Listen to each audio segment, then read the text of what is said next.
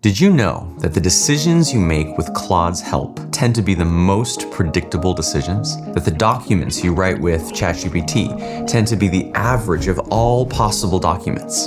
Which means that over time, it's making your thinking more predictable, more average, and thus, ironically, easier for AI to copy. This is how you stop it, fight back, and escape average. The first move I recommend is about your position in the information stream. When you think about information, think about it as a supply chain. You have your upstream suppliers of information, podcasts, videos, writers, books, news sources, but you also have downstream customers. You have the people and institutions, clients, customers, people you advise, people you mentor, your family, your spouse, who consume information that you produce. Your decisions, your words, your perspective on things. The reality is that AI increasingly owns the last mile, the downstream parts of the supply chain. Once you have, say, the rough draft of a document, AI can really effectively polish it, edit it, translate it to a different language, make it simpler or more complex. It can change the formatting, it can summarize it. What AI can't yet do is the upstream work. It can't present an intriguing frame to a problem. It can't introduce a counterintuitive argument. It can't find an obscure opening story. So the more you can move toward those raw sources of information, the better positioned you'll be. If you're, say, an artist, my father is a lifelong painter, and he was very clear about the sources of his inspiration, which were sermons at church, museums and art galleries, and travel. And so he was constantly going upstream, going back to the source to try to be as close as possible to the raw source of inspiration for his best work. Here's the thing though, AI is accelerating the speed at which this information stream is flowing. There's this constant cycle where new information, alpha, that is novel and surprising and that not a lot of people know about, sort of goes through a process of being digested into the mainstream. It drops in value. It's just not as valuable. That cycle that used to take years now takes months or weeks or even days. The second move is about what you keep from the information that you consume. One of the central functions of AI is to strip out the very thing that makes information valuable.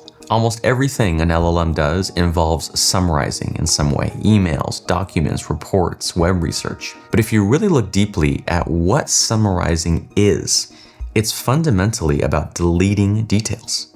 That's the definition of summarization. The problem with this is that most of the value of information is in the details, of course. It's the sensory texture of a great novel. It's the subtle body language that you pick up as a journalist when you're interviewing a subject.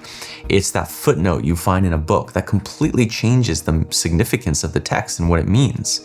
You need to fight back against AI's tendency to eliminate the details in everything it touches. And the way to do this is to start hunting down details like prey. You have to insist on capturing them live.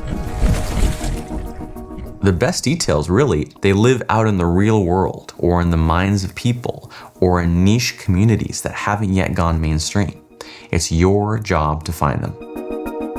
The third move sounds like the opposite of everything I've taught for 10 years. Before AI, you could justify quite a bit of time and effort needed to organize and annotate and distill information. There was really no other way to understand it, no way to know what you even had and how to access it. But with AI, that's changed. It can do all the organizing, all the distilling, all the annotating on the fly.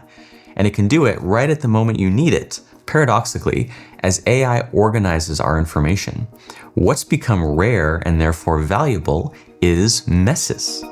A mess of data, as long as it's rich and interesting and unusual, your job as the human is to be an agent of directed chaos, to go into the wilds of reality where AI can't follow you. I personally think my para system, 4 loose categories of informal notes, is the ideal minimal amount of order needed to be able to provide those notes as context to AI.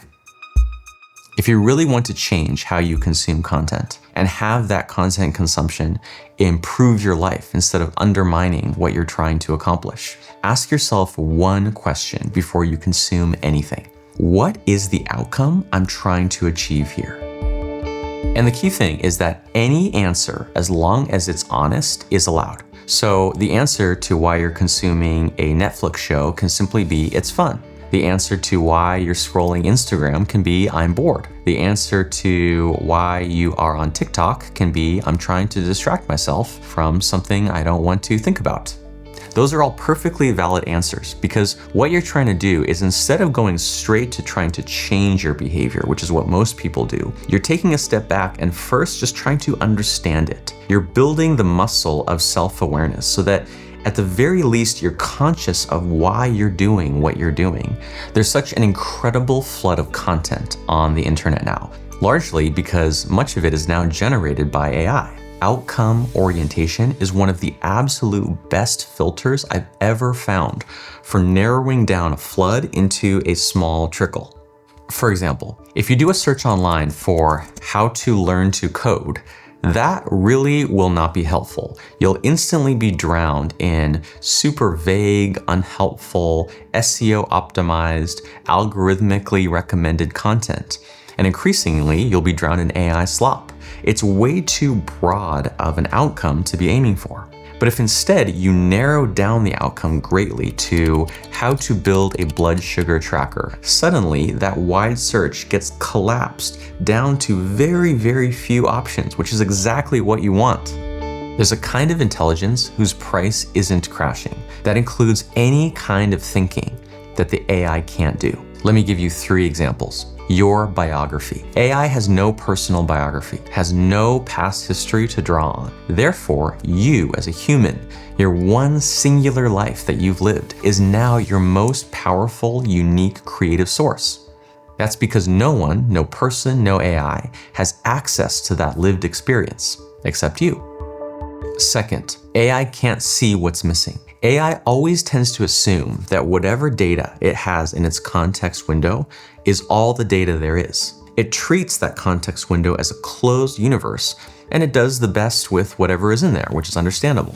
But as humans, we have access to a broader context, which is really the world. We know that there's always an angle that has been missed. There's always an assumption that's been unquestioned, a source that hasn't been uncovered, a question that has not been asked.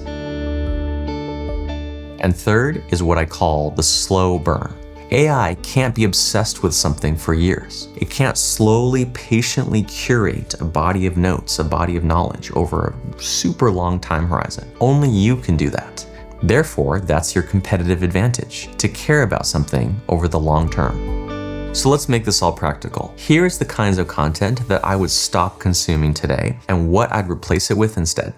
Anything that is derivative or recycled content. Anything that is presented to you in a feed that is optimized purely for engagement. Anything that is recommended by an algorithm. Anything that's optimized for SEO. Anything that's a hot take or a flame war that is not a good use of your time. And I would really limit the amount of attention that you spend on short form video.